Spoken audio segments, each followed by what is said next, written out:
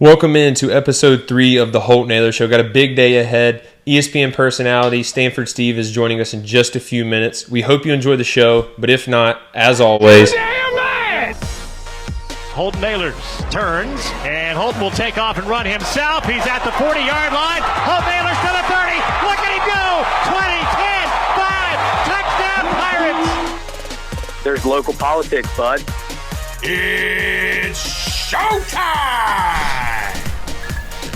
And we are back, episode 3, boys. Time flies when you're having fun, man. Let's dive right into it. Wild weekend in sports, obviously, with the divisional round. Embiid dropped 70.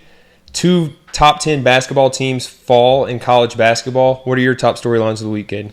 You said Embiid dropped 70, but we forget Towns dropped 62. And his coach was mad. I know. But, it was a great week of sports. Like, college basketball, I was sitting on the couch watching that all Saturday, and then NFL was amazing. But if I had to call out a couple of games, Texas Tech coming back from 14 down at home, that was a big one I thought really caught my eye. Pitt Pitt beating Duke at home at Cameron. First Pitt win against Duke since 1979. Dang, I didn't realize that. I know. And then Kansas fell, too. Kansas fell against West Virginia. West Virginia shot 57% from the three. It's hard to beat a team that shoots that deep. But the biggest story I liked of the week was Caitlin Clark getting hit. Flop. She came back and said that the wind got knocked out of her. But I did see the video where she kind of extended the arms. But I think the biggest call out from there and why I said it was the story of the week was when I was watching that. I watched that game. I thought it was a great game. I love watching the GOAT of women's basketball, full transparency. But it's re-sparked the conversation, should court storming be banned in college basketball? Negative. I was just curious what you guys thought about that. Yeah, no, it's electric. Part of the environment of college sports. That's what makes it fun, man. I mean, I think, if ECU beats a top 10 team, I'm storming the court. We stormed one a couple years ago, and I don't even know who we beat. No, I agree with you. The biggest thing there was Matt Painter, Purdue's head basketball coach. Yep. They just lost 2 or 3 weeks ago now to Nebraska, and Nebraska stormed the court at Lincoln. And his biggest call out was, my freshmen, sophomore, and juniors have never lost a road game that wasn't stormed, which is pretty impressive. That's pretty cool. But he said, I'm all for the court storming. Kids should have fun. But you got to watch out for the players' safety. Because that game against Nebraska, the students came. He's basically saying and restarting the conversation on, why are these schools not prepared? They know if it's a couple minutes, maybe 30 seconds, college basketball, all the timeouts. Why aren't they prepared to protect? But what do you do? I mean, that's my question. What goes into keeping players safe when there's hundreds or thousands of people running on a court at one time? I don't know. Oh, so you just had the. I want that. The answer. No, I agree with you guys. I kind of see it from both lanes. I think we protect the players. The Caitlin Clark thing was did I think she flopped a little bit? Yes. Yeah. But it is tough when you lose a game, you immediately get hit. So I agree. Jack, what was your story of the week? Yeah, big weekend. Definitely was glued into the TV. But just kind of with college football ending, NFL coming down, my story would for sure just be kind of the heating up of Harbaugh to the Chargers. Also this week I saw that there's rumors that Pete Carroll might be trying to get that job. So I think either of those would kind of be cool to see. Definitely a shake-up. So just kind of looking forward to that news being finalized. Harbaugh, definitely. I think I called it episode 1 that's where he was going. I'm pretty sure I did. He's definitely leaving Michigan. I mean, I think Michigan stopped with all the allegation stuff mid-season because I feel like he just told him, let's go win a national championship. I'll leave after the year. So wouldn't surprise me if he gets a job. Belichick, I keep seeing things with him going to the Falcons. Yeah. I don't know. As an older guy, man, I don't know if that Falcons team, I mean, they play in a bad division, but I don't know if that's a team you want to go to when you're 72 years old as a head coach, in my opinion. I thought they had a good defense this year. I think they're one piece away. Yeah, I thought. What is the one piece? Quarterback. Which is hard, but yeah. I know I said quarterback 30 seconds after everyone else, but I also thought quarterback there. I think it's a good city. Atlanta's a good city. The fan base is shaky, but I think it's a good city to be in. I think they have a good defense. The quarterback, it's Bijan. But if you're a Bijan, if you're a 72-year-old head coach, you're gonna say, what is he gonna coach 5 years? He'll be on a 5-year contract. Do you think they're gonna win a Super Bowl in 5 years? I don't. Their division's easy to win. I'm talking about the league. I'm not talking about the division. I think people get lucky in the playoffs. You saw Tampa Bay did. They better find a quarterback quick. I did see Kirk Cousins said that he would be interested in playing for him. So that would be – I think Kirk Cousins is very underrated if he's healthy. So that'd be pretty cool. I mean, obviously, Belichick can go get a quarterback, but at the same time, like, I wouldn't bet on that while accepting a job unless you already have a deal with, Cousins or someone in place. Yeah, if you're old, you want to win now. Yeah, there's no reason to go do a rebuild when you're – I mean, especially when he has a legacy on the line, too. I mean, he's viewed by many as the best coach of all time, but if you go there and don't play well, especially after these last few seasons without Brady and New England, then, I mean, I don't know. I think it's a little ballsy. Right. So what is the update on the Belichick thing? Did I miss that? He's interviewed twice with the Falcons, and they're starting to get more heat around it. I like projecting that. I was sad. I thought he was done. I know he did the interview, but it's like Saban leave, then Belichick leaves. I want one of them. Obviously, Saban's done, but Belichick to stay. Yeah. I mean, I think he's coming for that record. He's 15 wins away from Don Shula's all-time wins record. No point in quitting now. I think that's too. He's definitely coming back, in my opinion. It just depends where, I guess. Oh, he's going to come back. He's going to go to Atlanta. I'm going to be a Falcons fan next year now. Drew, this weekend, what was your storyline? I thought the craziest thing, Josh Allen just cannot beat Mahomes in the playoffs. So, I'm going to ask the quarterbacks, how much of that do y'all really think is Josh Allen's fault? I mean, Stephon Diggs had a big drop on a 65-yard bomb. His kicker missed a field goal, but the storyline is always Josh Allen can't beat Mahomes. How much do y'all think is like Hold on, before you answer fault? that, I had one thing to say about Josh Allen. Have you seen the dude's arm? I watch him every week, but that dude probably throws the ball farther than any other quarterback. The throw to Stephon Diggs was absurd. If he would have caught that, it would have been the best throw of the year. It was a moonshot. Yeah. That was so impressive. I was watching that. I think I rewinded that 3 times. Holy cow. He reared back, and that ball looked like a missile, and the arc it had was amazing. You know who he reminds me of in their prime is you. Shut up. One thing about me is I could not throw a ball, so definitely not. You were a quarterback. No, I had a small arm. What's his name? Pendleton from Marshall? You know Pennington? Pennington, Chad Pennington. One thing about Chad Pennington was in his prime, he could only throw the ball 55 yards. Yeah, his son actually was named a freshman All-American. Fun fact. Was he really? Yeah, it came out yesterday. I saw something. So dang. Anyways, back to Drew's question. Yeah, Drew. I think in the end, in the grand scheme of things, it's going to be compared Mahomes, Allen, and Josh Allen keeps losing to Mahomes. He's eventually going to have to beat him, or else he's always going to be viewed under him. Which Mahomes is on a different category right now. I mean, he's chasing after Tom Brady for best of all time, in my opinion. But I mean, Mahomes hasn't, as a starting quarterback, hasn't lost in a divisional round yet. He always makes it to the Final Four, and most of the time the Super Bowl. So eventually, Allen's going to have to beat him, or else that conversation is going to kind of be done with, in my opinion. Yeah, I don't think it's really the quarterback. I always think it's a team thing. Obviously, the quarterback has a storyline. Yes, but looking back now, when you compare Brady and Peyton, what do you compare when they went head to head? Oh, the Super Bowls. Yeah, exactly. I think everyone compares that. I agree. But, I don't think Josh Allen lost a game. He didn't. No, I'm not saying this game, but I'm saying when you compare them in the long run, it's going to be whoever won those matchups. And Josh Allen's winning 0 of the meaningful matchups between them. Think Patty Mahomes won the game. I'll give you that. I'll take. His kicker ain't missed no field goals, though. Yeah, that's true, but, you can't doubt him. No, yeah, I mean, especially in the playoffs. That's what I just said. I mean, I think Mahomes, they're building a dynasty there when he's not losing 6 years in a row in the winning the divisional round. I mean, you can't doubt that, and you can't sit here and say that Josh Allen's better when he hasn't beat Mahomes. At the end of the day, no matter if Mahomes has Kelsey or whoever he has, Andy Reid even, maybe Josh Allen doesn't have the pieces, but look at the receivers this year, dude. Josh Allen does have more pieces compared to Patty Mahomes, other than Andy Reid and Kelsey. They really don't have much right now. Those receivers are dropping balls left and right. Yeah. So, I mean, I think Josh Allen has the better. Gabe Davis, Stephon Diggs. I mean, he's got a good team. Khalil Shakir has had a great year from Boise State. Yeah.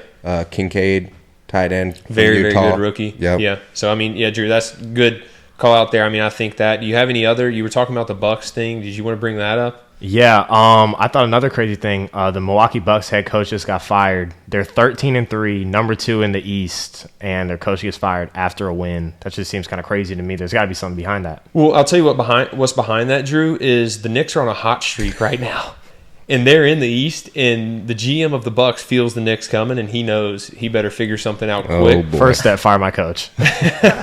He better figure it out, because since the trade, which I will get to in here in a few minutes later in the show, since the trade The Knicks are 9-2 and climbing up the Eastern standing. So yeah, the Bucks better watch out. Please tell me later in the show you don't have a Knicks bet again. You will have to wait and see. Yeah, You'll the have Knicks to bet wait and again. see. Saddest news of the week. Tuesday morning it happened. You guys see Ugga 10 died. Oh, the Georgia Bulldog. Yeah. The most decorated Ugga of all the Uggas so far. Was he the one that almost got killed by the Longhorn of Texas? I don't know. It's got to be. It him, was isn't he? 2000. Bevo or Bevo. He was Yeah. 11 years old, so definitely was 2013 to 14. Yeah. Yeah. Huh. But he had 2 national championships, 2 SEC championships, and 7 New Year's Six appearances. Big time for Ugga. Ugga 10. I know. Next young Ugga has a lot to live up to. Give your dog a steak for him tonight. I know. Yeah. Pour one out for the RP boy. Ugga number 10. Yeah. Let's dive into more of a local stance with ECU athletics. We usually, at some point in starting of our show, we're going to get into them. Men's basketball loses again, sitting at 9-10. Has lost the last 3 conference games. Has 2 very winnable games this week versus Wichita State, which is usually a very good team. It's at Wichita State. They're going to have a good environment. And then we have Temple this Sunday. We better win those because then we have South Florida next week, who's sitting at 11-5. So in the middle of the pack, we got to win soon. Yeah, I actually went to the game last week versus North Texas. And on the podcast last week, I said there's 2 winnable big conference games when you're looking at the standings. And I know it's early, but it's never too early to look at that. And that game versus North Texas was bad. Like the way it ended, and I don't want to overkill it by now because when this comes out, I'm sure ECU fans have heard enough about it.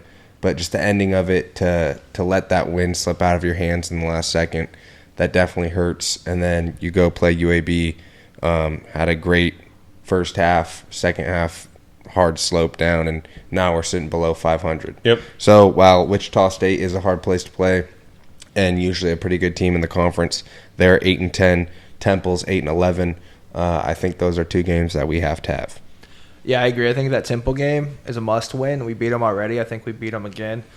I don't want to say like I said in the podcast last week, but like I said last week, this conference is tough. It's a tough basketball conference, and every week is a coin flip game. And I think you kind of hit it nail on the head right there. North Texas coin flip. The game. Who they play after that? UAB, was it? They lost by like 8 or 9. Yeah, and I took them to spread, so shout out to me for that. But still, like each game is a battle in this conference, and I think you got to win the Temple one.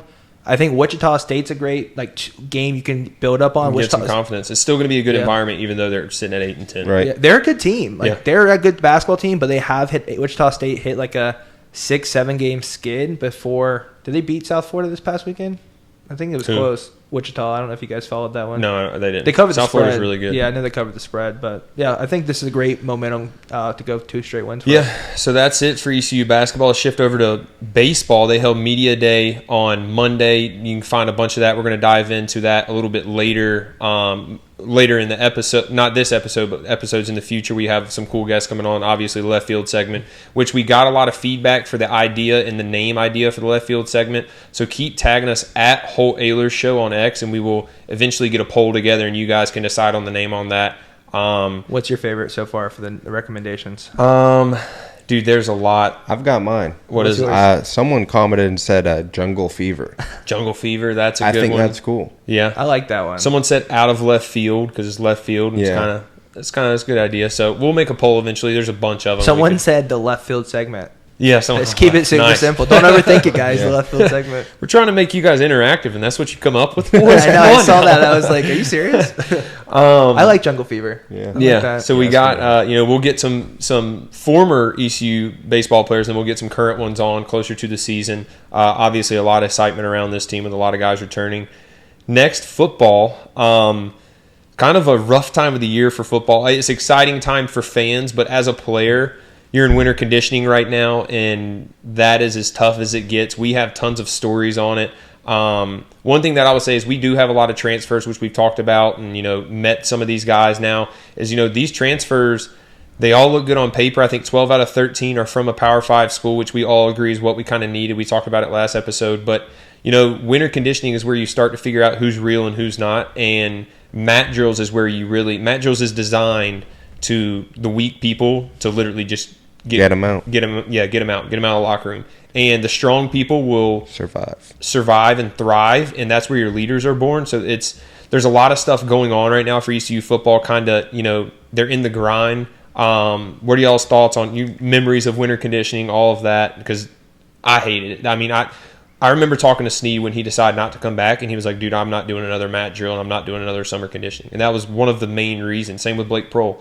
So what are y'all's thoughts on it? I think 2 worst times of the year are winter conditioning, because it's right after you come back from Christmas, and it takes away the week, like you said, the weak-minded. Maybe a lot of the times that's more to like the freshmen, or maybe people with like older itis who hasn't really played much, but also the people who like did not stay in shape or work out. Oh, you can tell. Whole Christmas break. A lot of times, I don't know. Sometimes we were those people as well. I don't know. I was maybe once or twice, but I don't know. Summer and winter was just the worst times. But favorite memory from winter mat drills. First off, what sucks about the winter is waking up so early and how cold it is and going outside. But what favorite memory was with Miles Berry, my sophomore year, his freshman year, and Miles obviously became a standout ECU linebacker, absolutely filthy, and could kick my tail. Team captain, team great captain. guy. Could kick my tail in football every day of the week except 3 weeks his freshman year in winter conditioning. And so, fun story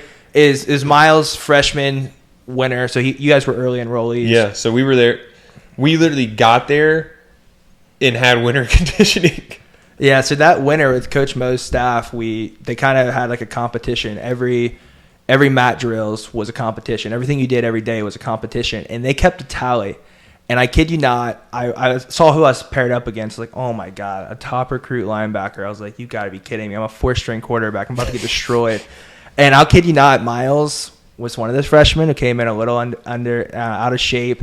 And I beat Miles. I think the score was 32 out of 36 mat drills. And it was just something I took. I was like, no. I was like, no way. And the funniest story about that was Coach C, former weightlifting coach, looked at Miles and he was like, Miles, you got to be kidding me. He was like, you lost 32 out of 36 mat drills to our 4th-string quarterback.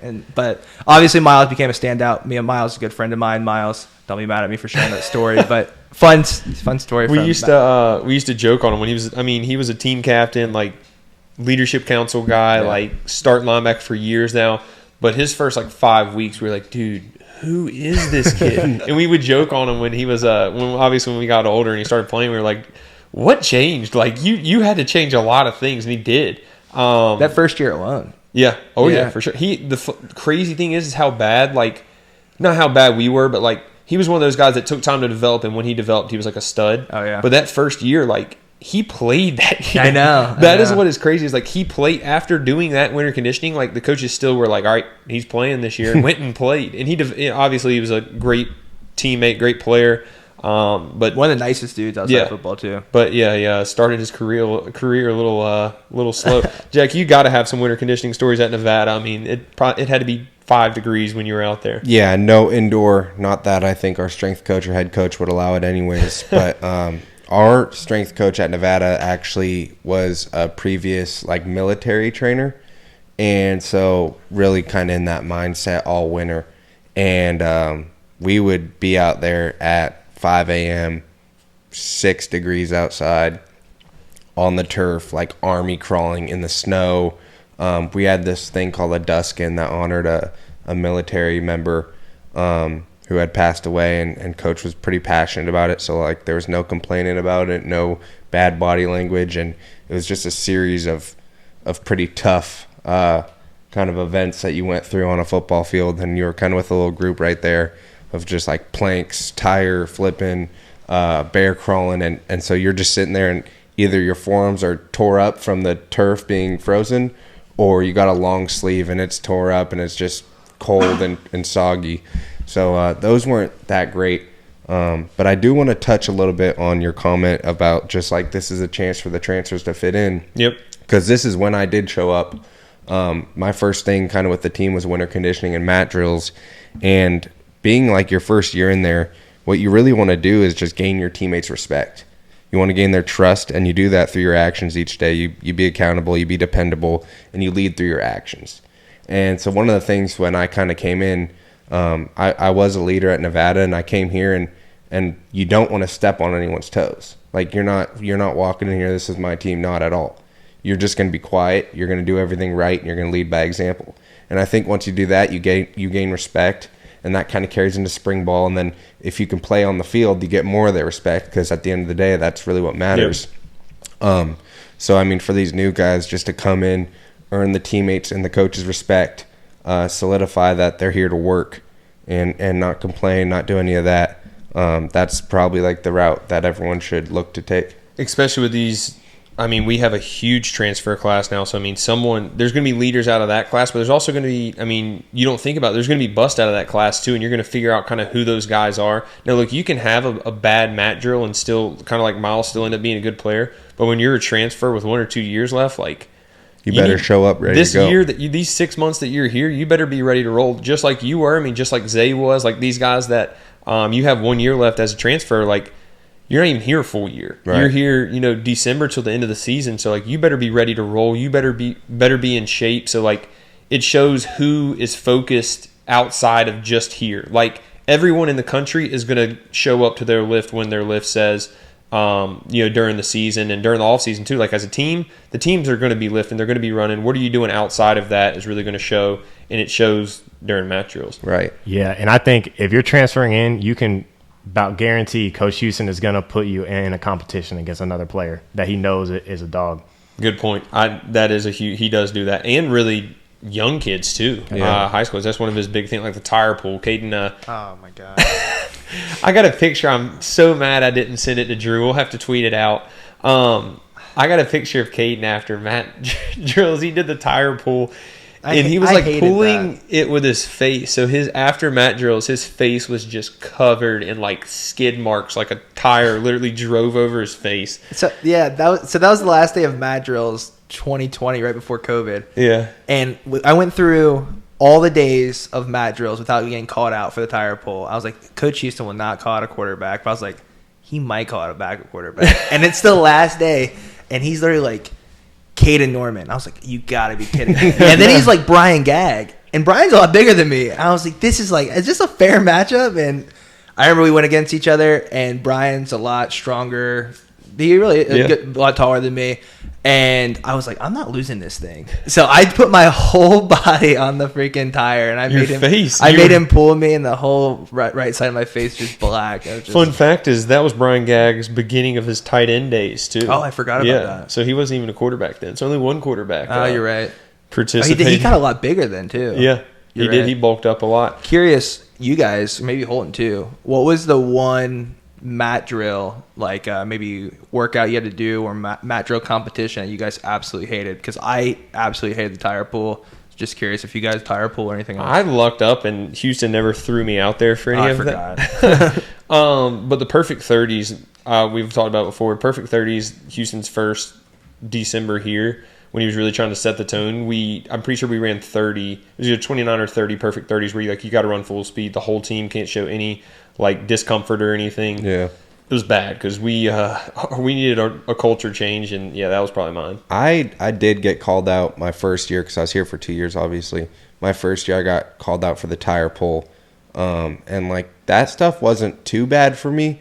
But what would get me would be how if there was one person in the group that didn't follow directions exactly right, or they were lacking, that we had to all go back and do it again. Because like you have guys that are giving it their all. Like, so I'm out there like gassed, and I'm giving it everything I got, and then they're like, nope, doesn't count. Yep.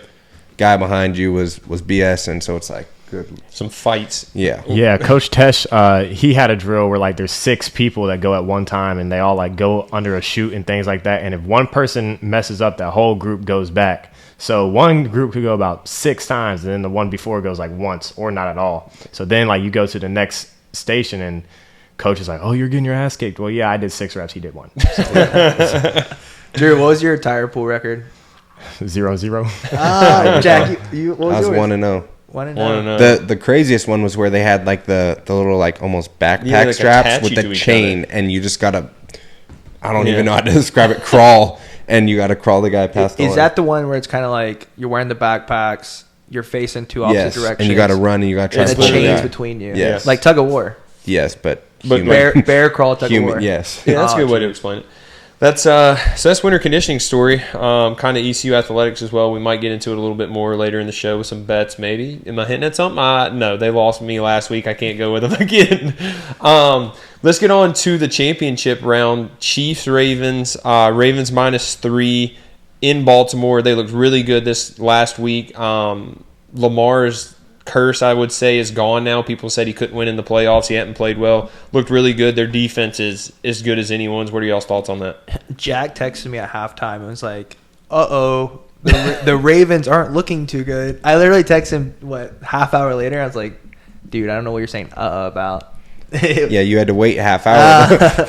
But it was a good game. Every game this weekend was a good game. I think they, kind of like you mentioned about your 49ers earlier to me, like, you have that bye week, you're a little rusty. Yeah. I think the Ravens had that little bit of rust, but they knocked it off immediately after halftime, and it was a fun game to watch. And I think it's going to be exciting to watch Mahomes versus Lamar this week. It was cool. They talked about Keaton for a good bit, which we're going to get on the show here soon. I literally talked to him about coming next week onto the show. Because we have this, ECU legend that we're going to come on next week, which we're not going to show until literally the show premieres next week. It is not Keaton, because Keaton wants to actually be in studio. So, really? Yeah, I was like, you want to come on? And he was like, I'm going to be in studio and do it. So wait till the season's over. So hopefully when he wins the Super Bowl, he'll come in. But next week, while I'm at it, we can get back to it. Next week, we have a ECU legend, one of the best football players to ever play at East Carolina, one of the most well-known players to ever play at East Carolina, will be joining us live. Make sure you tune in for that. Boys, you got anything? You know who it is. Just keep coming back. Yeah. It's only getting better. We're just going to keep getting these guests, and next week's going to be a big one. Yeah, I'm excited for it. I think the fans are going to be – I see everyone's guesses. I'm not going to give any hints, but I think they're going to be like, whoa. Yeah. So keep tagging us at Ahlers Show on X, because if you get it right, we might DM you and tell you, but we might not. You got to show up next week too, but – it's going to be a massive show. Hasn't done an interview in quite some time with an ECU network, so it's going to be a big one. Yeah, I'm excited for it. But what were your thoughts on the 49ers game? Well, first off, when I texted you that, the Bills had just gone down 3 times in a row, scored, like they were looking almost unstoppable. So I was like, all right, Caden, like. The Bills? Yeah. You mean the Texans? Oh, was that? I thought you were talking about the. Oh. Yeah, my fault. Anyways. Because I thought the I was Ravens talking game, about the my bad. Bills Chiefs. Yeah, I thought I was talking about Bills. Niners. I know, I messed him up. My bad. All right, go ahead, Jack. I'm confused now. Yeah, no, I was talking from his earlier talk. But, okay. All right, we go to the Niners game. Last week, lucky to get out of there. Packers are very good, obviously, very young. Going to be an exciting team to watch in the future. But, yeah, 2 weeks off for our starters, and that definitely showed. I saw a take earlier in the week that was like, 2 weeks off might be really good, but if you got a young quarterback, you'd rather be in Jordan Love's situation where you're just coming off being on fire and keeping it rolling versus Brock Purdy, whose second year in the league, having 2 weeks off could hurt him more than it could help him. So we for sure saw that. Lucky to get out of there, but I think it was a wake-up call to the team, and I kind of do like that kind of aspect of it because, the team's over there practicing right now, and they're saying, like, all right, like, we got lucky right there. Like, we need to bring our A game now. And so I think it's going to be a great game. I've talked about my Detroit Lions picks in the last couple of weeks, and I do really like Dan Campbell. But I'm excited for this. And all the people... You taking Niners? Yeah. All the people talking about Debo being out, Debo's not sitting this one out. I'm not going to talk about Debo being out. I'm going to talk about Brock Purdy for a second. And me and Drew were talking about it off air before the show. Bro, he looked like he had the yips for like... The yips. What are the yips? The yips are when you have like a disconnect from your mind to where like you're literally in your head so much you can't throw the ball. Like some of these checkdowns, dude. And look, I've probably had the yips. You guys can fry on me, show film. I don't care. What game did Holton Ahlers have the yips? Yeah, okay. Please. I'm sure the haters have been kind of silent recently. So we had haters in our career. I thought you were talking about Brock Purdy. I was like, no, they have not. But Brock Purdy literally had the yips. And then I told Drew, I had my notes. I was showing him my notes, and it said, Brock Purdy has yips, ? But he looked good the final drive when it mattered. Yeah. And Drew said it really didn't, though. He just hit his checkdowns. He just threw checkdowns the whole time. So, did you see the throw he made to Juwan Jennings where it's perfectly placed behind the linebacker in front of the safety? That was a very good throw, and I think that's when he cured his yips. Yes. And then... Do you agree? Do you agree that he had the yips?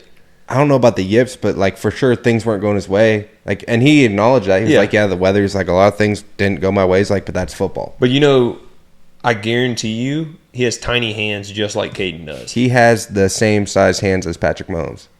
Oh, well, maybe not then. I was frying on Caden there. I was just making a little joke right there. Hey, Jack had my back there. Don't fry my hands. Yeah. Jack will come at you. One thing about Jack, though, Jack texted me on the Ravens game because Jack knows I have the Ravens on a Super Bowl future. And he's like, oh, the Ravens, like we just said. Well, I texted him early against the Niners when Green Bay was up. I was like, uh-oh. And then he didn't cash that in on me, but you could have. One thing that I will say before we get to this live caller, I think Brandon's ready, is Jordan Love really showed that he's the future of the Packers. And, I think during the season he showed glimpses of it, but you go win in the playoffs and did what he did. They had a chance to really win it there. The kicker, obviously, was not kicking problems, but could have been a lot closer game if he made that kick. But he shows that he's the future of the Packers, and he shows that he could be a future star for the Packers. Did y'all see the video of his last pick and the Brett Favre video combined? Identical. It was like the exact same. Yeah, I saw that. One thing I love about Jordan Love is, as a fantasy owner, looking forward to my next fantasy season next year. I had Jordan Love all season long except 3 weeks, my first 3 weeks. And I picked him up in the season, and he bought out. So as a fantasy owner, we're looking for fantasy quarterbacks next year. Jordan Love might be the guy. Last thing I want to say, and I think Drew has a graphic of it when we get to all this. Have y'all seen the theory of the Super Bowl logo in the team's colors matching and getting? Have y'all seen that, Drew? Do you have it? Yeah, it's up. So if you look at the last couple Super Bowls, like the teams that are in it, their colors are in the logo, and this year it's red and purple. So are we going to see a Niners-Ravens Super Bowl? Is that how the script theory came? No, I think that was because Adrian Foster just like has CT and said it. But now it's like, is the script real? Because if these teams this is definitely a supporting article for the script. Yeah.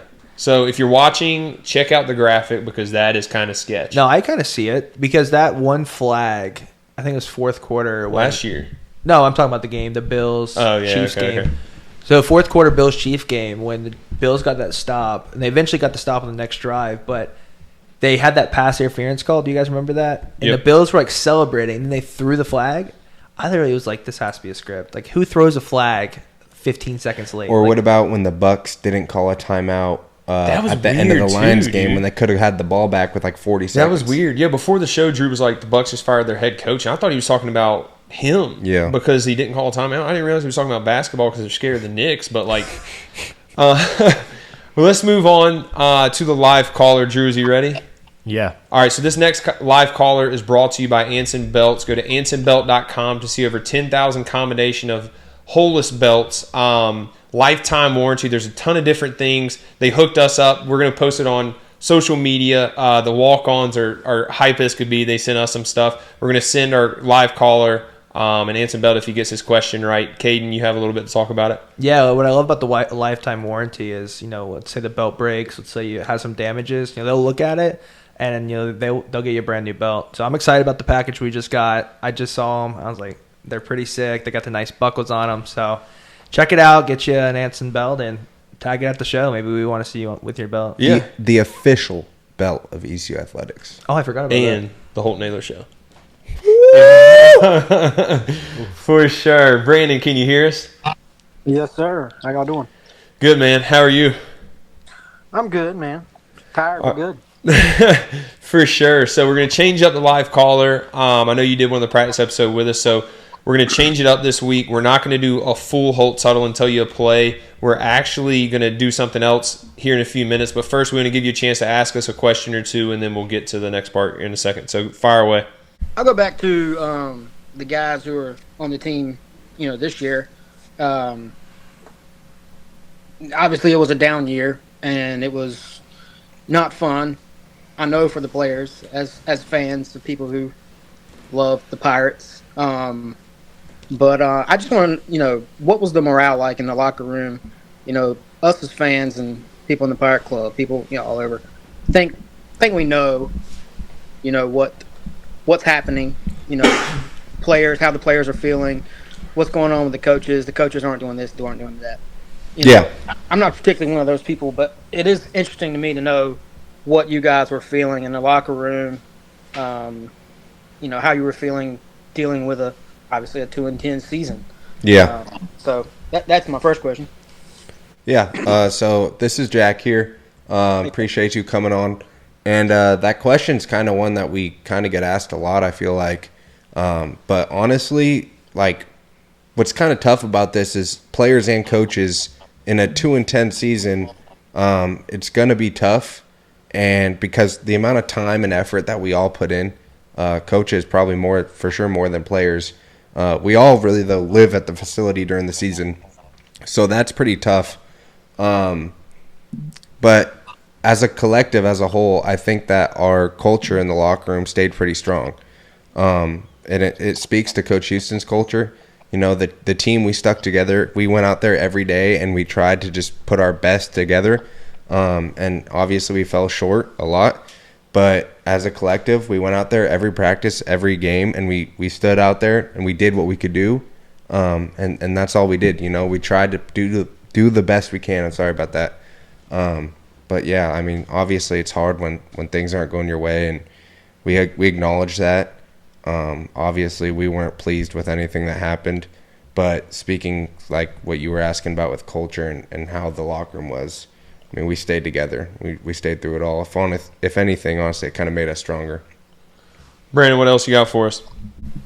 Well, Holton, I think I've asked you this before, but in your time here, there was obviously, like you mentioned, you hadn't had any haters in a while. But when you were here, there were some. I was not one of those. I appreciate that. But I've known you for a long time, and I know what you're about, and I knew your makeup. I knew what was going to happen. I knew how well you were going to play. But how was it being from here and being a local kid? All the things people said about why you were playing and this, that, and the other. People that know football knew why you were playing, but the talking heads that love to kind of hate on you. How are you feeling? How did that make you feel being from here? Well, certainly didn't make you feel good.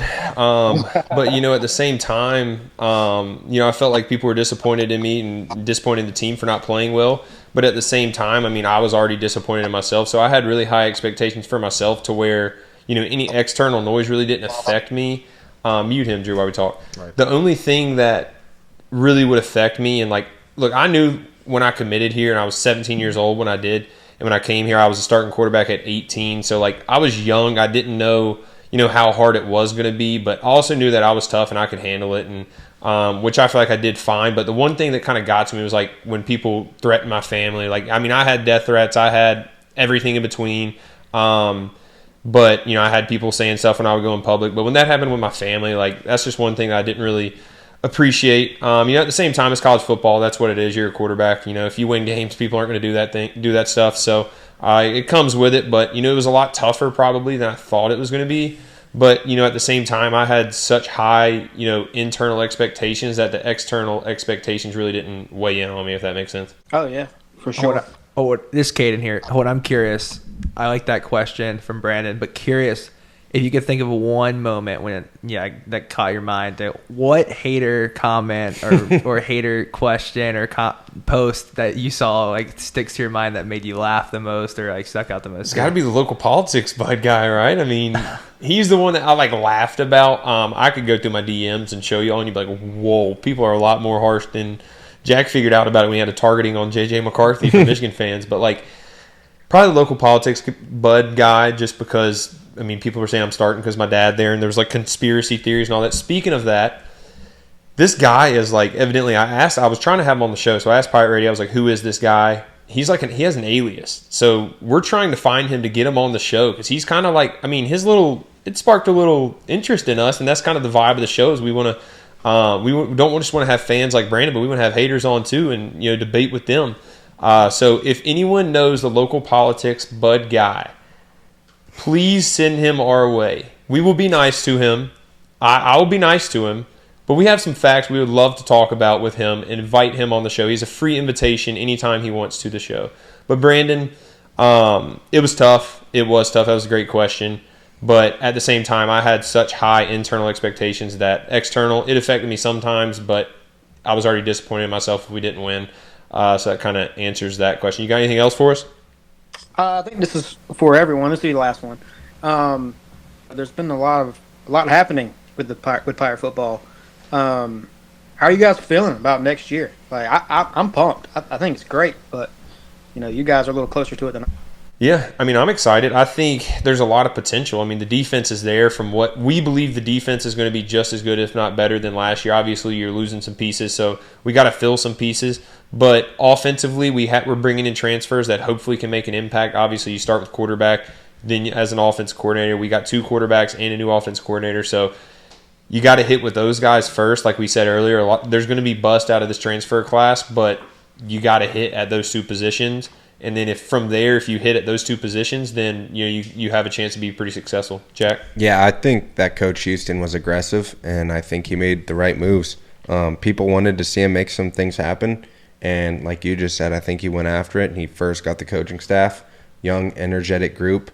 Obviously, the defensive coaching staff had one hole with Coach Weaver leaving, put in a great safeties coach, former Pirate in there, who's obviously passionate about the purple and gold, and then a lot of big guys coming in, so looking forward to it, and I think that for sure it's not unreasonable to get our sights back on a bowl game for next year. Yeah, another win that I think people don't talk about a lot is keeping Coach Harrell. I thought for sure, like maybe mid-season, like I don't know if he'll be back here next year, so I think keeping him is a big piece that people aren't talking about a lot. 100%.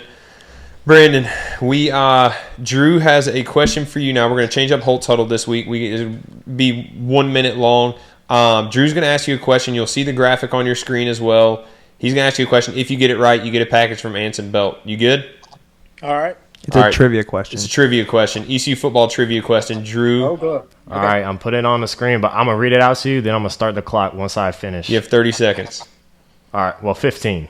All right, 15. Drew changed it. All right, go ahead, Drew. So what ECU football coach has the best win percentage with coaching 3+ seasons? You're on the clock now. Well, you got to give them options. Oh, sorry. Clarence Stasovich, Pat Dye, Steve Logan, and Skip Holtz. Oh, jeez. 15 seconds. Drew, keep them up on the time. 10. I'm gonna go with. Let's go with 3 seconds. Skip Holtz.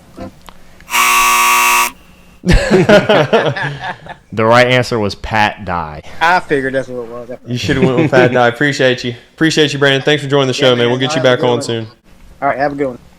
See you. I want to call out one thing Brandon said about him being excited for football season. I'm pumped for football season.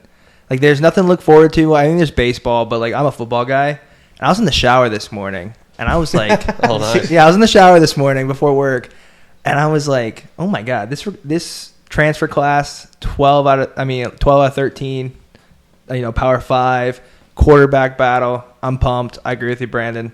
In the shower this morning, we were thinking the same thing. Yeah, I was a little flustered when he asked that first question just because, like, I had some echo in my headphones and stuff, so I might have got a little off track. But, like, you mix in that class with what Coach Houston's built here. A couple episodes when you were talking and you were like, that wasn't a 2-10 program, it's 2-10 team. That's facts. Yep. Like, Coach Houston's culture that he's built, it's going to be fun to see, like, how the new transfers get in there and are incorporated with that. Spring should be fun. Yeah. It should be. Let's move on, boys. The most exciting but dreaded segment of the show, and that's because we are buns at it, and that is the betting segment of the show. We're going to get into it. Drew, you got the graphic. Our rankings right now are me 1-3, Jack 1-3, Caden 1-3, and Drew 2-2 is leading the way. So I don't know how we're going to settle the punishment if we're all tied for dead last, but we're going to have to figure it out. Yeah, we'll figure it out. We're all going to have to come here and watch a game and all bet on the game with some bet. I just hope people, if they are following our bets, are just picking and choosing and not going with one person. Because they're going with one person, it's not good. Well, let's get to it. Drew, did you pop the graphic up there to show everything? Let's go. Everybody Drew's sees where the champ sits, man.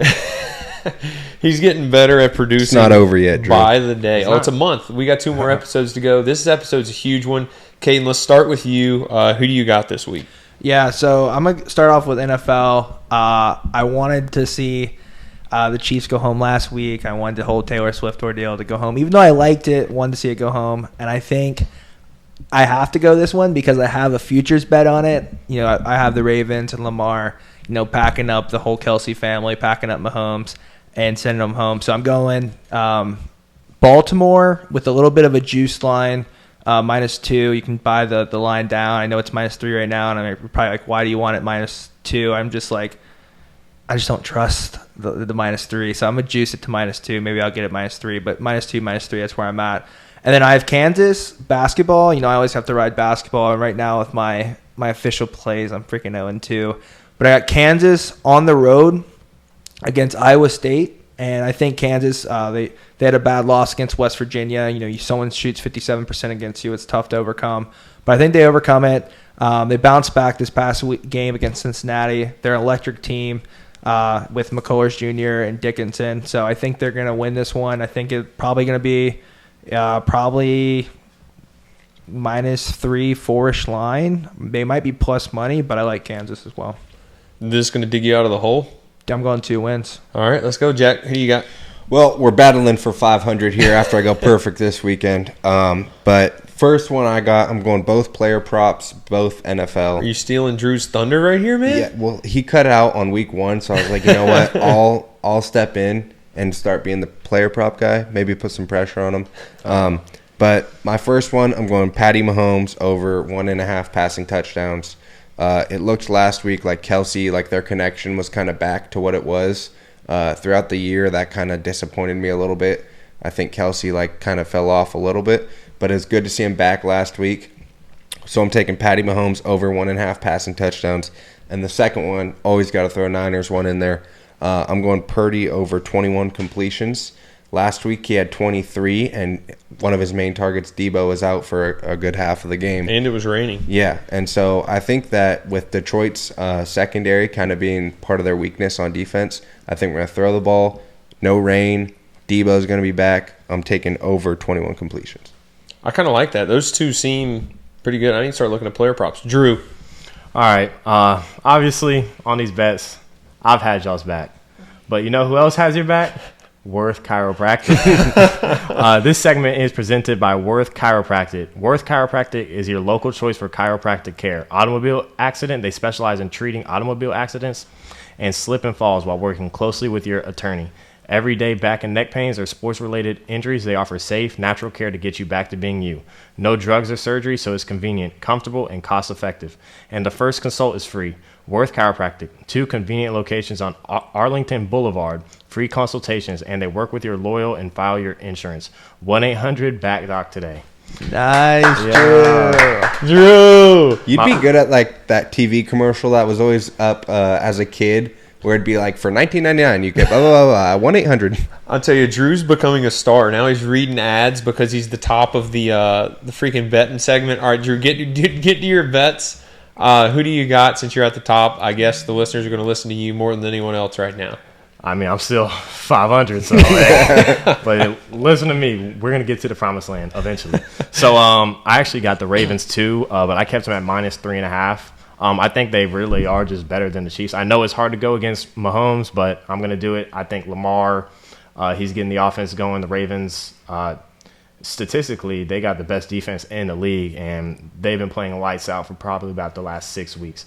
Every top team they played, they've whooped them. So I think they can continue that trend and cruise to the Super Bowl. And my second one is Sam Laporta over 4.5 receptions. I don't really know why this line is so low. Last week he had 11 targets and caught 9 passes, and the week before he got 3. But he also had a knee injury, but I feel like his knee is probably back close to 100 now. So I think Sam Laporta over 4.5 catches with the target volume that he's getting is a good pick. If me and Drew lose this Ravens bet, it's the script. We're blaming the script. No, their purple They're is scripted in to win. Yeah, Yeah, they're scripted to win. So you can't do that. But I'm just saying that the Chiefs go to the Super Bowl. I'm still calling the script. So Yeah. I either can see way, that. it's the script. All right, all up let's to get, Lamar. let's get to mine. Swift is gone. Look, boys, I picked the Pirates last week. It was my heart. My mind was telling me Knicks. I picked the Knicks. They won, just like they've been doing this whole entire time. But the Pirates was more of my heart. And I'm not going to pick with my heart again. I'm just not going to. And I have a lot of evidence to back up this next pick. This next pick is 100% brain. I'm going to show you why. I'm going to take the Knicks money line versus the Denver Nuggets, which is one of the top teams. They're sitting at 30-14. The Knicks 27-16 or 26-17. Excuse me. Joker. Listen to this though. 30-14. The Denver Nuggets. This game is at Madison Square Garden, one of the best environments in the NBA. The Nuggets, out of their 14 losses, 10 of them are away, so they're not good in hostile environments. Knicks is a hostile environment. Knicks are already mentioned on the show are 9-2 since the trade. I didn't love the trade, but the boys are winning. We're climbing the Eastern Conference. We're making the Bucks head coach get fired. So I'm taking Knicks money line. It's going to be great money because the Nuggets are 30-14 and one of the top teams in the league.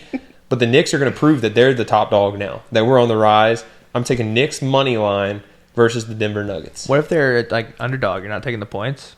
I'm taking the money line. I'm going big money. And then, do you have another one? I do, and we were talking about underdog and stuff like that. Well, I feel like I'm an underdog in this betting segment because I can't bet football.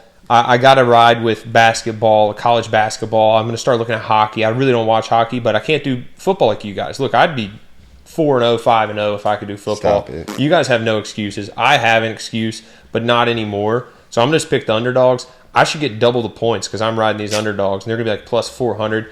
And that is why I'm going to pick Texas men's basketball to beat 21-ranked BYU at BYU Saturday. BYU is one of the better teams in the Big 12. Texas started off the year hot, had a lot of big wins. Lost 5 now. They're 13-5. They're not ranked. This is the first time in a while they haven't been ranked. But out of the 5 losses, 2 of them have come against legit top 10 teams. And the other 3 all came in the same week. So this had a bad week, and they've lost to 2 top 10 teams.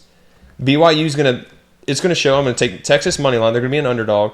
It's going to show that BYU is fraud, and by the end of this week, they're going to be soaking in disappointment that they lost until the game. next Jimmer Fredette just puts up 40 on them. I like that pick. I didn't realize they're on the road playing. I missed that one on the sheet. I think you might get some good value. I don't know if they'll be underdogs, but they're going to be underdogs good at chance, BYU. Good chance. BYU has struggled recently against some Big 12 basketball. I know they're ranked, but they've struggled in the last couple games. But I like that pick. I might ride that one with you. And Texas just beat a top 10 Baylor team 2 games ago. That was a great game. Yes. Great game. Texas is on a roll. I am taking Texas. BYU is going to be soaking in disappointment. Y'all got it? I tried to slip it in there. No, I got it. That was good. Soaking. Let's move on to our next segment. We got Stanford Steve ready to join live. Drew, is he ready? Yes, sir. Steve, can you hear us? Yes, sir. Let's go. Hey, welcome in, man. Appreciate you for doing this. Obviously you're a huge name in the sports world now with Scott Van Pelt, GameDay. Saw you were in Baltimore last week. Where are you this week? We actually have a home game. It actually works out well. We'll be in D.C. for the conference championship game Sunday night with Scott, and then we're actually going to do the Pro Bowl. So I think we're going to leave. We're there in Orlando for the whole weekend. And then we'll go out to the Super Bowl for some fun, hopefully. But yeah, I can see the finish line. I didn't see it at the beginning of the season when game day started in August, but it's been an incredible season. I haven't had this much fun in my life in the last 5 months, so it's been tremendous. Dude, I bet so, man. Sounds you've had a busy last few months, like you said, and you kind of touched on it with Game Day, and I just kind of wanted to ask about that. Obviously you and Scott Van Pelt have built something huge there, and I think I read where you've been there since 2009, kind of building that with him. But you kind of took on this new role of Game Day this year, which is even I would imagine a bigger audience. If not, obviously a lot of the same people watch the same show, but your life is kind of blown up even more than it already was. This year. I just want to see, ask kind of, how the Game Day thing kind of fell into place. It's kind of a new Game Day with, Pat McAfee, how did all that kind of fall into place? Yeah, so, the Bear, Felica, and I, we did a podcast for, I think it was like 6 years, and we had a blast.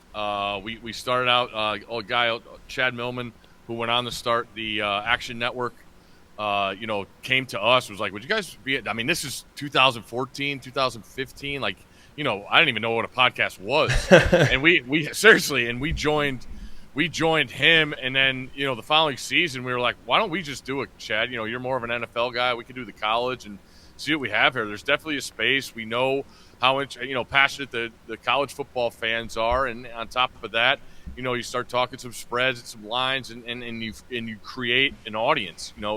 It's out there for sure. Plenty of the numbers from TV. Everybody talks about who's watching these games.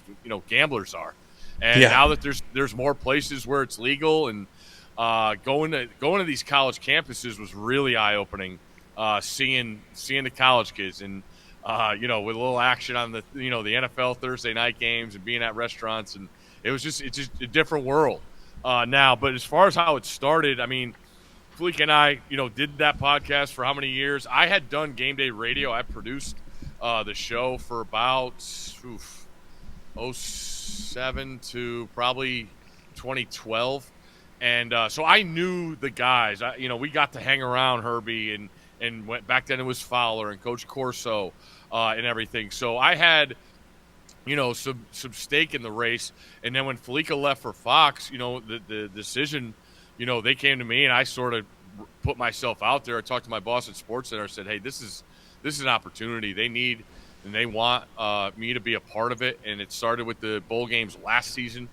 We went to the Peach Bowl with Georgia and Ohio State, and flew out to the Rose Bowl, and then did the national championship. So we put some pegs in the ground there, and then everybody got on board, and they invited me in, and it's been tremendous, man. It's really cool, Holton, because like Scott's thing and I is night, right? We're always post game after the show. So like that whole audience, like even on the East Coast, we don't have as many people, because on the West Coast we usually go on at 12 Eastern. It's only 9:00 out there. It's prime time. Yeah. But now, with Game Day, that's a totally different audience. So they've been awesome. Everybody's been great.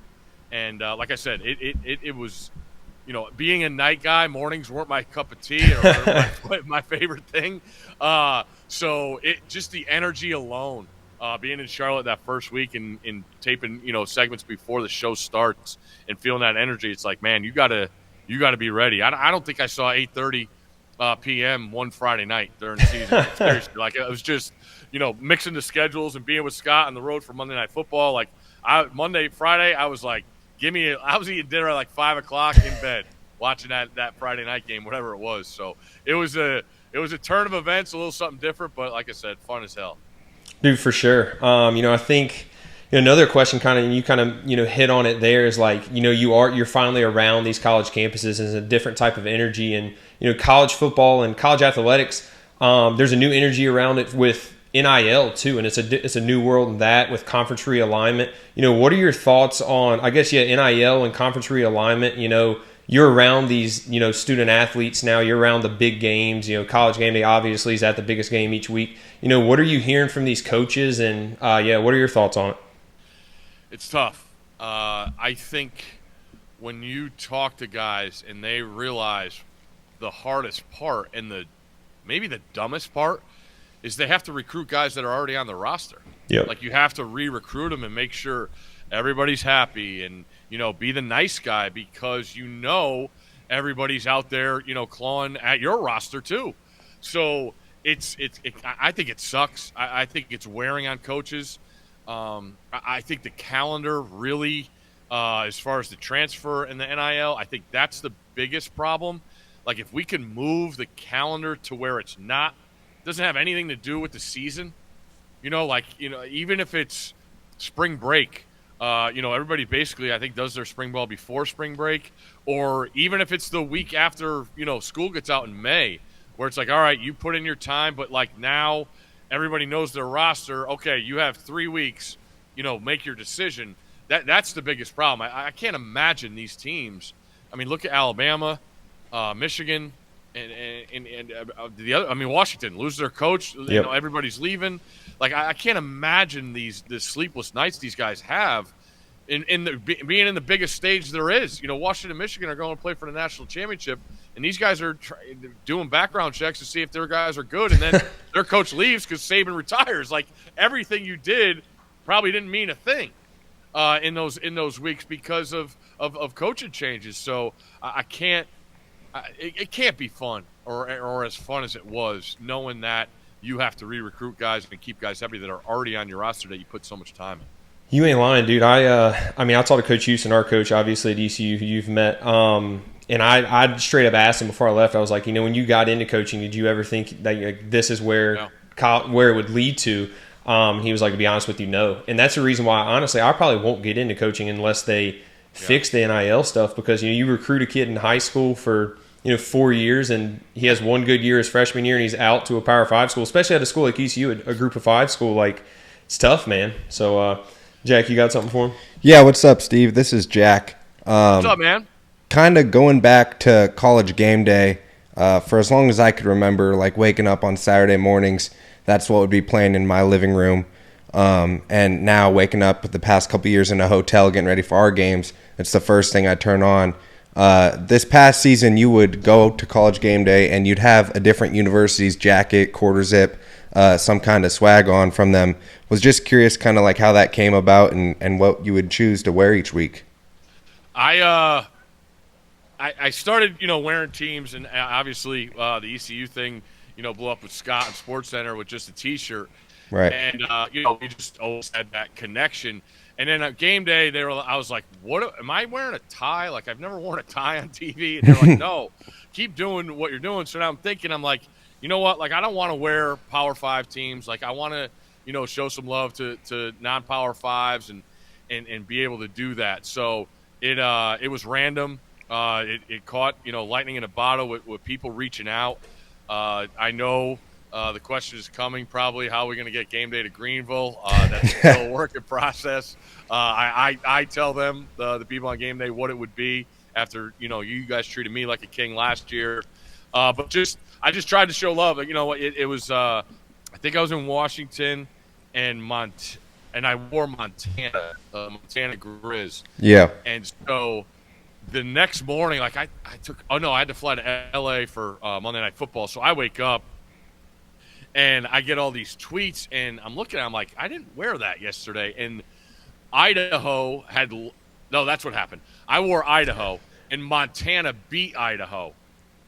And so they photoshopped my Idaho shirt with the Grizz on there. And that's I'm like, awesome. Holy shit. Like, this is taking on world. So then, Montana sends their whole thing, and I wear that stuff. I think I was in Utah I don't even know where I wore stuff. I tried to make a connection, but then it just got too chaotic because I didn't know where we were going every week. But again, to the little guys, whether it was Ivy League, whether it was, 1AA, I've always thought that's the best.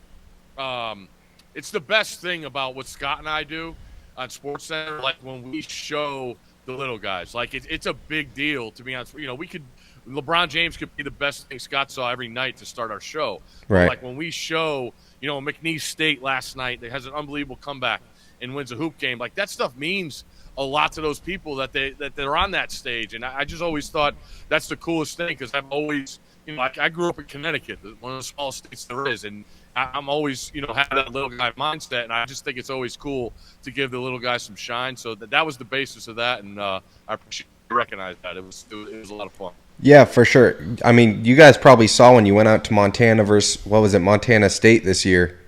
Those little schools sometimes will produce some big crowds. Yeah. Oh yeah. Heck yeah. They did Montana State last year. I missed that one. Desmond said he doesn't ever want to go back because he was 0. Right. But you start dealing. We were pretty fortunate. Michigan, Ohio State was super cold. But yeah, the elements being out in Baltimore this past Saturday. Pre-game show 2 hours. Those guys, I mean, it's a different level. But I will say with game day, the energy alone, man, like it really is real. Like, and I think about the West Coast schools. Like, I played at UW, back in the 90s when it was ripping and roaring, and that's as passionate a fan base it is. And then you think about game day, like, it's early for us on the East Coast, and like those kids were getting in line at like 4 p.m. on Friday. Ooh, yeah. And then it rained. Like, they're in the – I just – like, all credit to them. It's really, really cool that they show us that kind of support, and it's our job to go out and match that energy every Saturday. I think you see that. I really do. Like, you see, Pat with his opening bid, a lot of times he just gets so caught up in the energy because we go out there 20 minutes before and it's just it's on. You know, the DJ's rocking. We're playing whatever music's going to get that people going, and it's just a 3-hour. I call it a roller coaster, just up. You know, it's wild. It still has its bumps and in the road, but it is fun as hell because the energy only gets bigger. Yeah, that's awesome. Steve, I'm gonna let Drew, our producer, ask you a question. So, Drew's like learning this. We all kind of came up with this idea, and obviously this is only our 3rd episode. So Drew's learning producing, so he might ask for some advice. Drew, what do you got? Yeah, Drew here. First of all, thanks for being on the show. And my question for you is just so like how much preparation for you like and everybody goes into each show? And I saw you were a assistant producer earlier in your career. And what's the biggest thing you gained from that experience and like just being a part of that and doing the producing job that I'm trying to do now? Well, I'll say radio and podcast is a totally different animal than, say, a SportsCenter show. Like a post-game SportsCenter show, like last night, for example, right? We're in there, like we got an interview set up from the winning player from North Carolina and Wake Forest. We got an interview with the winning coach of Kansas in Cincinnati. We were going to do bad beats, and we were going to react to that in sports. And then you have Joel Embiid go for 70. You know, Cat scores 62. Like that kind of show writes itself because it's so reactionary. Whereas you guys are in the podcast, and I did with radio, there's a lot more work because you have to come up with the content. You can't just come out and say, hey, you know, all right, let's turn the mics on. All right, let's talk Packers 49ers game. Like it just doesn't work. You have to have a topic from the game, and then you have to have bullet points off of that. You know, all right, Jordan Love, you know, bad pick. That was basically, you know, the big play in the game. All right, well, what else happened? There's the Brock Purdy narrative. You know, there's the Green Bay defense narrative. There's LaFleur against Shanahan. Like all those things, you have to have ready to go and have been prepped on them, because you're the worst possible thing is when you think you have a topic that's great and it's over in 2 minutes, and then you have like 15 more minutes. So I always say, you know, go in with that empty, you know, fish tank or whatever, and just keep having, you know, gallons of water to fill it up, because you never know what you're going to need, you know, and then you have breaking news and things like that. So I think the prep is huge, and you'll get a feel. The best part of doing this, and that's what, you know, I created a relationship with Scott way back, and that's, you know, filtered over TV, but it takes time. Like there's no shortcut. There's no like, hey, I'm going to know this guy inside and out. Like you have friends, and I'm sure you guys all have backgrounds, and you guys know what each other likes and dislikes. Like use that stuff, because that's where you can set somebody up, and then, you know, bring some back, you know, an old piece of audio where somebody said this, and then, you know, you're reacting to that, and everybody's having a good time with it. So again, the prep is I can't talk enough about it. I mean, I would, you know, going back to the Game Day radio show, we were on the air for 7 hours, and I would build a rundown. We had 4 segments every hour, and I would start building that thing on Tuesday. We'd have a meeting on Monday. Even with Game Day, this you know, now on TV, we have 3 hours. We have a rundown. We have basically 3 or 4 segments every hour, and on Monday we start brainstorming ideas. And, you know, our features team is behind the scenes already looking ahead to games and players that have big spots coming up. But it's a collaborative effort, and don't ever be shy about an idea either, because you never know how somebody's going to take it, and you can't be shy. And the young people that are coming in, I really feel get a little timid to withhold stuff because they're afraid, you know, on a Zoom, you know, for our pre-show meeting with Scott, you know, the floor is always open, and it's a chance for you to show, hey, I know my shit here, you know, like, hey, we should be doing this and we should be doing that. Or it's, hey, I was watching this and I was thinking about this, you know, Scott, you said this the night before. Like all that stuff adds up, and you have, like I said, just keep throwing that water in the fish tank, because you never know, and it's always good. If you don't get to stuff, that's great. You got another day, you got another show, but always have more than you think you need. Yeah, I really appreciate that. Thank you. Steve, I got one more question for you. We were texting back and forth before, and you you were like, is there anything I need to prep for? And I was like, the only thing we need is some betting advice because the boys are hurting in the betting game. We, this is our third episode. None of us, only Drew, the producer, has an even record, and all of us else are like 1-3. So any advice you can help us with, and just help. Please help. I would. First of all, this is a tough time to start the pod too because NFL playoffs is as hard as it gets. I think the NFL is impossible anyway. Like you look at all the spreads. It's either 3, 7, or 10. Like It feels like every game. And you saw those guys. I mean, it's not the biggest difference when you get to this level, and they know what the goal is, and they're one game away from the Super Bowl. Like you're getting every last drop of effort in these games and preparation. So the NFL is a tough place to start with. I think the Detroit San Francisco game is going to be high scoring. I was shocked at how well Green Bay's offensive line handles San Fran's defensive line. Like that's when I look at that matchup, I could see, and I think Detroit. Everybody talks about all the Goff and Gibbs and St. Brown and those, like their offensive line is tremendous. Yep. So that's the battle to me. But I think you just have so many playmakers that I do expect a high scoring game there. So I would think over maybe in the NFC title game. And I just it's 3.5. I think it's hard for me to bet against Patrick Mahomes, man. Like like all week I just said last week I'm like I know he's going on the road for the first time, but I'll take the points with Patrick Mahomes. So I don't know, like this Ravens defense, seeing them in person last week, that's a different animal that he's faced I think all season because they are the best in the league. When you look at sacks, points scored against, I think yardage too. They are a real treat, but the best. I mean, it's a great matchup of strengths, right? The Ravens lead the league in sacks, and you can't ever get Patrick Mahomes on the ground. So what gives there is home crowd, and the weather's going to be perfect. It's not going to be cold. It's going to be like 50, mid 50s, so that's not going to be a factor. But I would lean towards the Chiefs getting points. If I see Mahomes getting points, I got to take it. I like it. I agree. Betting against Mahomes is almost like betting against Brady in the playoffs. They've created that kind of reputation with him. But hey, appreciate it, dude. That's all we got for you. I appreciate you joining the show. I appreciate our friendship, and we'll be in touch, man. Yeah, let me know. Fired up for you guys. It's an opportunity, man. Make the most of it, and don't be shy. Like I said, go for the clouds and keep shooting far, because you never know what you could step into. And the other thing, have fun. Just have fun.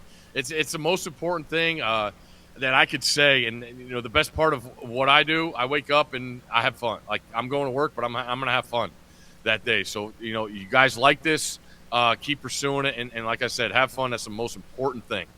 For sure. Appreciate you, man. All right, guys. Have a good one. Yeah, thanks, Steve.